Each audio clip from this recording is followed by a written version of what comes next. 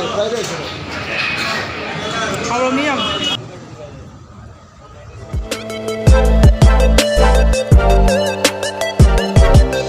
Nita Production.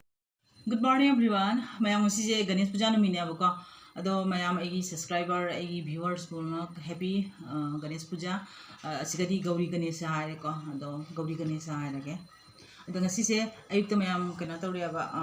mayam puno puja taune aba ne siga Gauri Ganesh ki moi puja taune aba. Tau buka isu adum puja jumgi puja oina ne adum piktek na adum taure aba du khara kapi kopi na khara taure aba ko. Ado kegi adum athumba khara haujan ne hauning ne. Ado video gadi fajana kapa ngamudra aba ko thabak se khara chin medu ga ayuki ngasi tum hogot putu khara thing ra aba ne aduna kana taure. Ado aina ngamjaba khara seme siga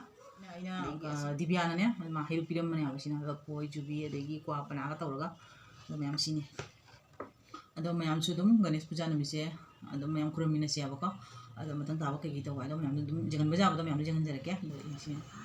Mayam akhoi amuk jumgi puja loiramaga mapanda bae da hojik baise monu mapaga eiga monogane aba mapanda baise ngasi se monu mapagi su magi office ban bai aba adagi monogi su mai college ban bai ba da eigi ju ngasi tabak su de abane ko do ngasi se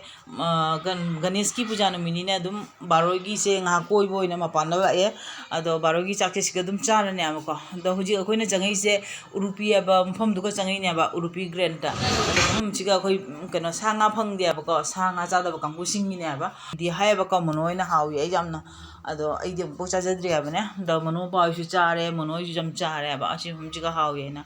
ai di chadre ando ngasi si chara ni ngasi baro di chakse ina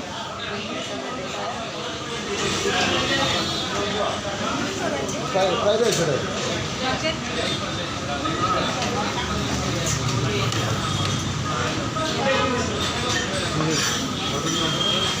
mayam sise keno ne ba si pukam sigal ba changpuni ne haya ba ko siga chak angoba jawre angoba kari kai mayam jawre se hinjang makha su mari manga jawre na ko se pa changpun da ne ado siga na paneer thong mane ko sigi toksuba da ba chobo se paneer thong mane sathi jam nam bi re siga na chak pa changgo humbu ne ko ne siga na khoi gobi manchurian ne ko ado machina pa humbudra ne ba ado gi nan su jawre nan chine pa kunthra nga ne na haya ba ko ado sini mayam do aigi chakti ba ka do wa ba aidi chak ango boina haige ba fried rice oina haige ba ko ado yengsi mayam ado taste tawra ga yenge ba hawbra hawdabra ina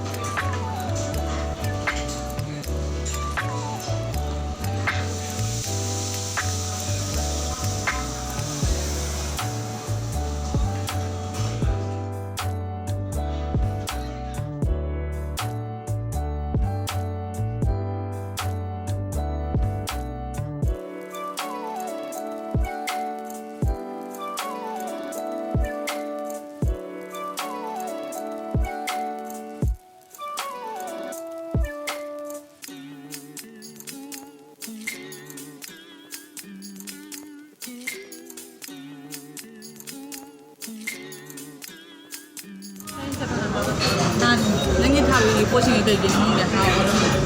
하우라 하우라 Tumbek asin ba, sila kuai tumba, sila motor, sila sabji tumba, sila lalmon, sila lebu, sila salad, lalmon yang itu, tiga macam tu. 아이 싸우셔 그래 뭐 프라이드 하우버니 진짜 paneer 좀 하오 Pani, 비만주는 저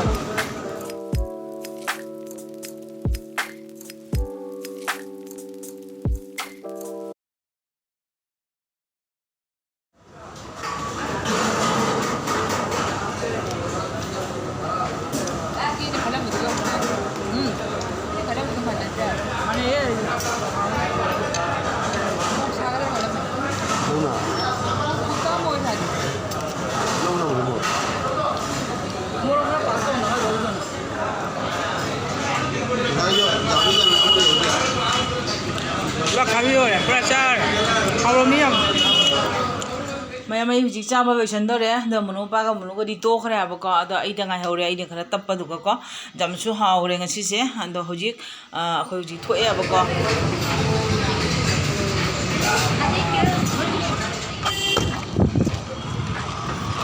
mayam akhoi hujik chabam dagi thokwaga dum sigamu dukan sigamu nga hakchangi aba ada mono igi college da mogi ganesh puja sigi moi function numi humni thami abako asigi dum masu posei methoda ba mani khabaugi aina se ingba changi aba ado sini mayam dum jenghabi da mayam igi video sisu thamnaba dum tawrane abako matam su thengjabe pung 3 makhai tare abako ado ngasigi oina su video se dum thamage ado igi video sihu jengbiriba anau bai chini nau sing jawrogadi mayam subscribe to sanbiramo subscribe to sanbiramo ado like to biramo ado phajaba comment se dum bibiro abako ado jaragadi mayam dum share to biu ado ngasigi oina igi video su thamnaba tawrage next amuk ne phajaba purakna bahana jage abako ado jam toy toy na su thangat pangam de igi video se ado mayam engo support to biro ado ngasigi oina igi video se thamjarage mayam ngasigi oina bye bye